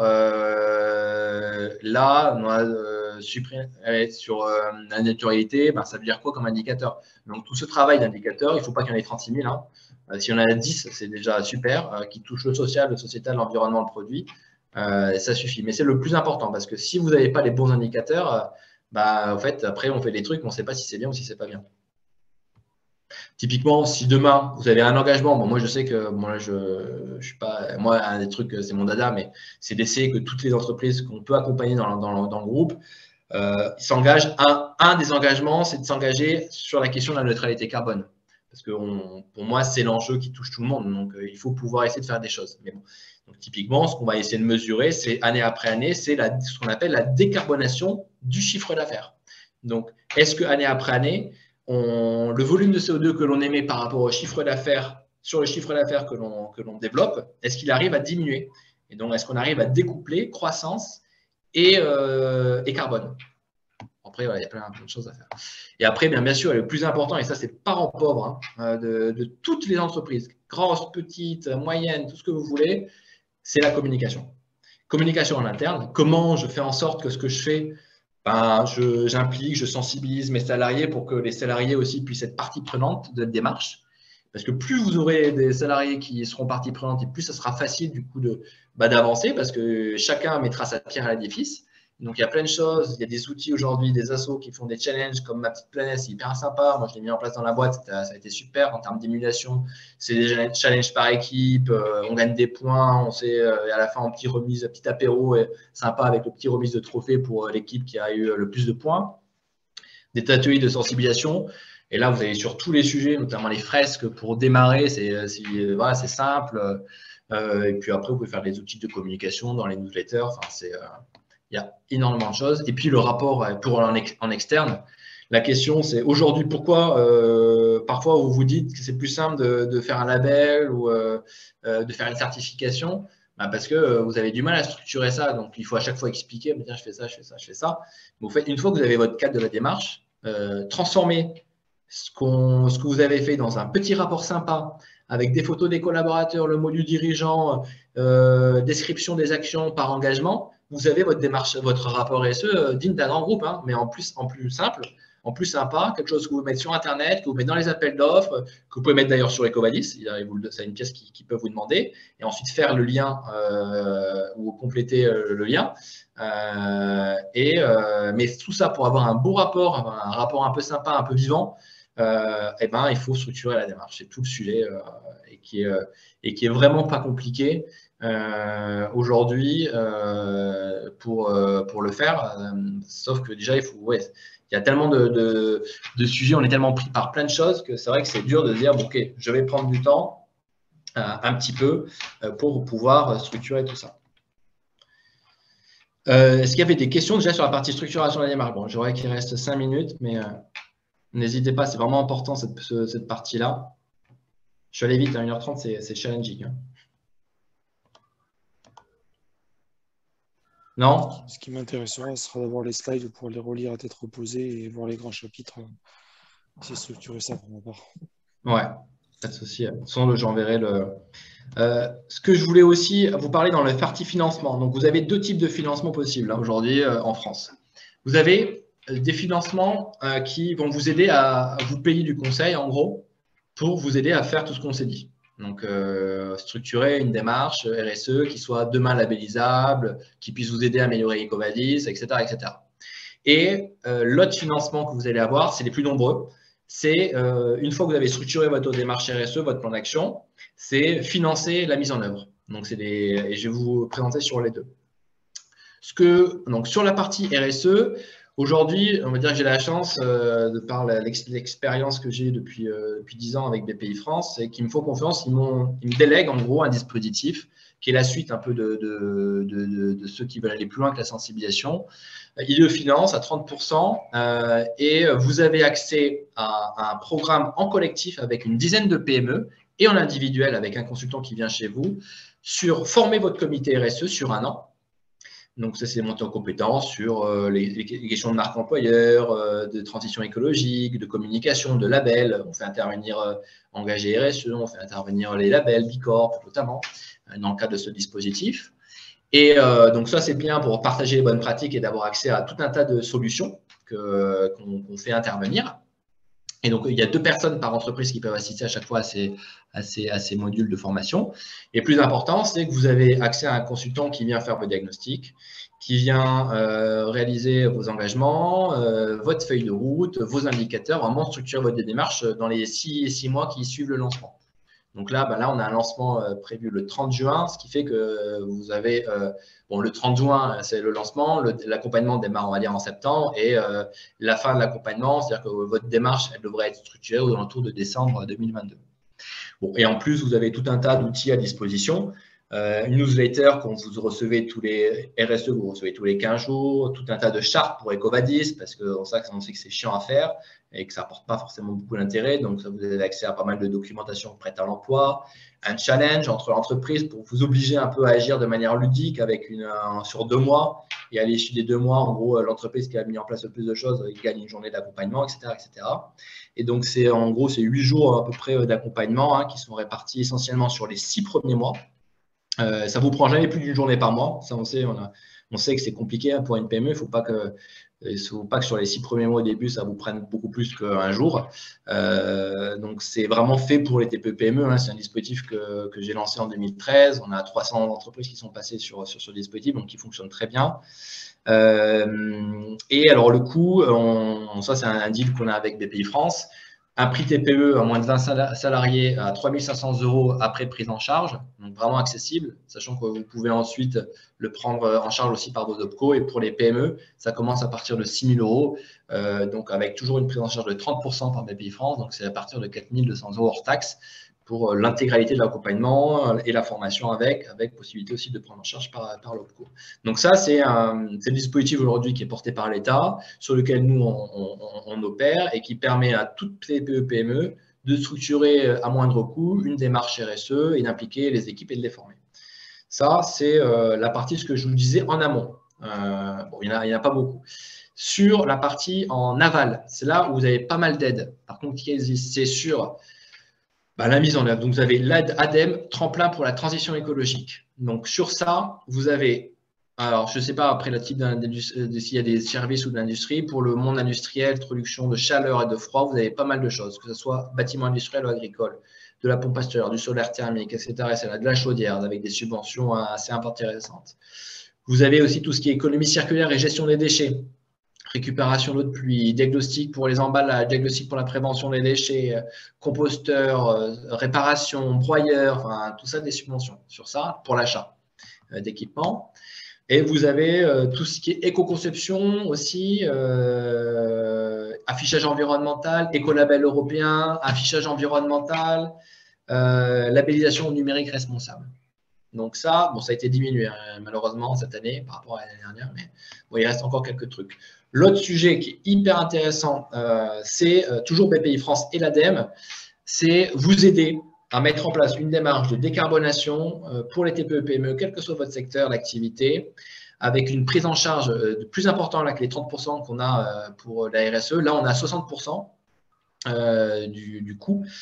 Normalement, c'est 10 000 €, subvention de 4 000 € pour les entreprises de plus de 250 salariés et 6 000 € de subvention pour les entreprises de moins de 250 salariés, et vous payez à la fin de l'accompagnement.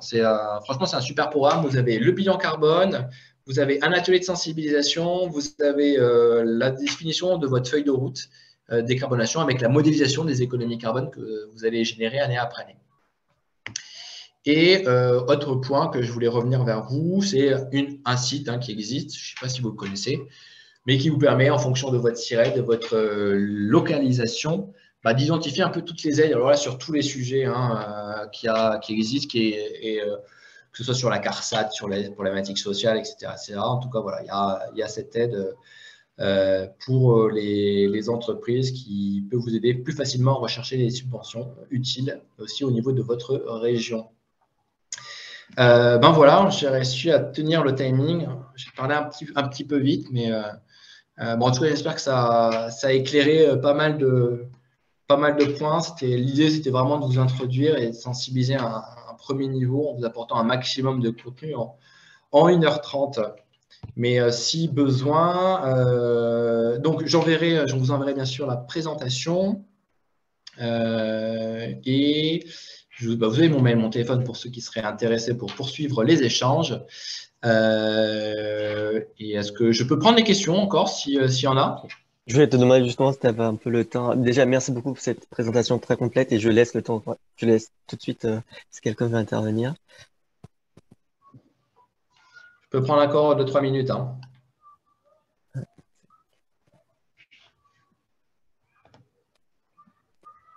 Non, personne ne veut se lancer? Okay.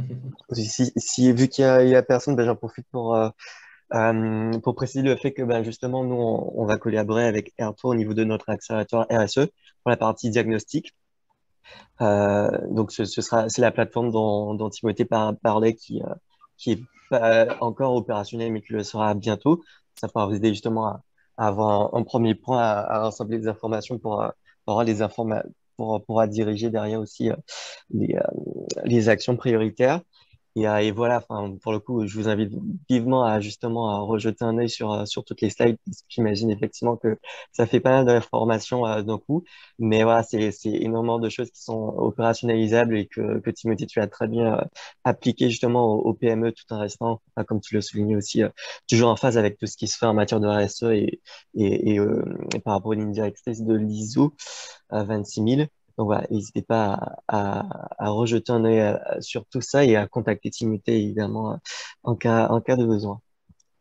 Voilà, je vous laisse encore si vous voulez rajouter des questions s'il y en a qui sont venues entre-temps. En tout cas, moi, je dirais merci d'avoir pris un petit peu de temps. Je sais que c'est le mois de juin, c'est toujours compliqué pour les entreprises. Tous les mois sont compliqués. Moi, le conseil vraiment que je vous donne, c'est vraiment pas d'attendre que vous soyez contraint pour vous lancer. Parce que ça risque d'arriver plus vite qu'on ne le pense. Et moi, je suis persuadé que même quand on est une petite entreprise, on peut faire des choses vraiment bien.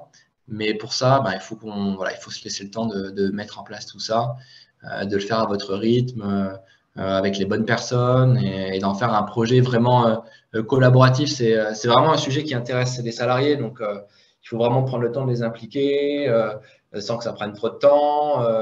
Et ça, on peut le faire que si on a sa temporalité et pas si on a une temporalité qui est imposée par un client, un donneur d'ordre ou l'État. C'est vraiment moi, s'il y a un conseil que je vous donne, n'attendez pas d'avoir le couteau sous la gorge pour vous dire merde, ça y est, il faut que je fasse quelque chose, qu'est-ce que je fais, parce que ce ne sera pas comme ça qu'on vous allez faire, vous n'allez pas prendre de plaisir du tout. Alors, je ne peux qu'aller dans ton sens. Bonjour. Oui, Christophe Merves. Merci pour la présentation. J'avais une question concernant la formation dont vous parliez qui va commencer fin juin. Il y a un autre planning parce que fin juin, c'est ouais, c'est vrai que fin juin, c'est demain. Alors, on réfléchit aussi avec le réseau à l'année prochaine, peut-être plus à vous dédier une promotion. Ça, il faut voir avec BPIFrance. Sinon, on aura certainement une autre promotion qui sera prévue. Je n'ai pas encore la date. C'est BPIFrance qui nous donnera. Certainement fin septembre. Ouais, c'est ça, fin septembre. Oui, donc ça laisse un peu plus de temps pour se préparer. Ouais. En tout cas, s'il y en a qui sont intéressés, même si ce n'est pas pour le 30 juin, n'hésitez pas à m'envoyer un petit mail qu'on puisse vous informer dès qu'on aura une date pour une prochaine promotion. D'accord, parfait. Et après, même, s'il y en a qui veulent aussi avoir accès à un newsletter RSE, je peux aussi vous inscrire dans la mailing list sans problème. Parfait. Merci. On vous envoie aussi, alors pour ceux qui veulent, il y a la convention de formation, bien sûr, tout ce qui est data Calliope pour vos OPCO. Il y a certains, alors je ne pourrais pas vous dire, malheureusement, ça change. Il y a 2-3 de ces OPCO qui prennent en charge intégralement le dispositif. J'ai connaissance de Constructis, je ne me rappelle plus l'autre là. Et il y a certains qui vont prendre en charge qu'une partie. Dans tous les cas, oui, au cas par cas, tu pourras avoir directement. Donc voilà, encore une fois, n'hésitez pas à faire ressentir. Après, c'est tellement compliqué. On sait que les budgets aujourd'hui, formation, là, c'est un peu là. Mais bon, on a déjà des bonnes surprises. On a pas eu une seule.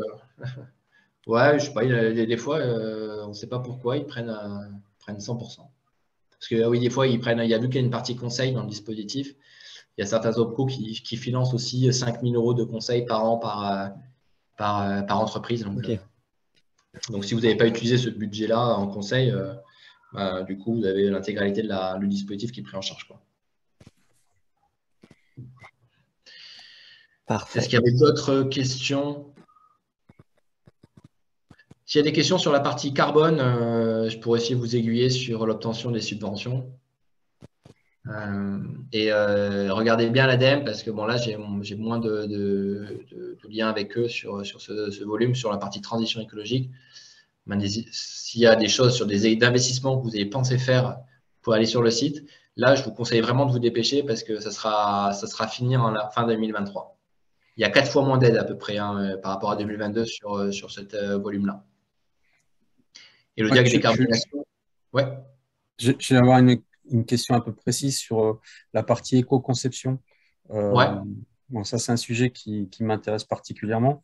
parce que nous, on conçoit des machines spéciales pour les industriels.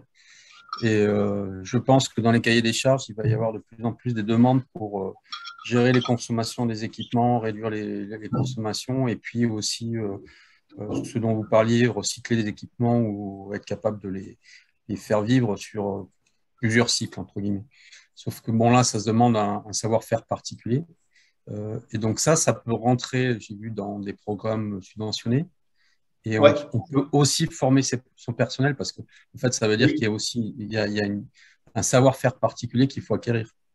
Ouais, c'est même, je crois, obligatoire dans le premier pas éco-conception, dans l'aide, là. Je crois que ça fait partie des exigences pour obtenir la subvention, c'est qu'il y a un temps de formation des équipes sur ce sujet. D'accord. Ok. Et ça, vous pouvez nous accompagner sur ce type de sujet? Sur l'éco-conception, ça va dépendre de l'offre, il faut qu'on voit. Sinon, on pourra vous mettre en lien avec d'autres partenaires qui peuvent pourraient le faire.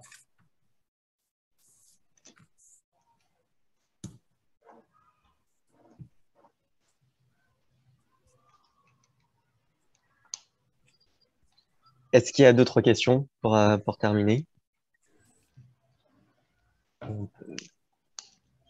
On peut clôturer ça.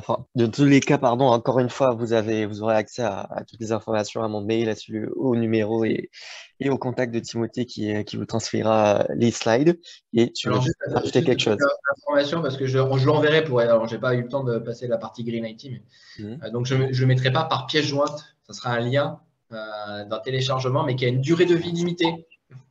Donc, si quand vous voyez le petit mail, n'hésitez pas à l'ouvrir et à télécharger. Télécharger de suite pour éviter que ça disparaisse. Parfait.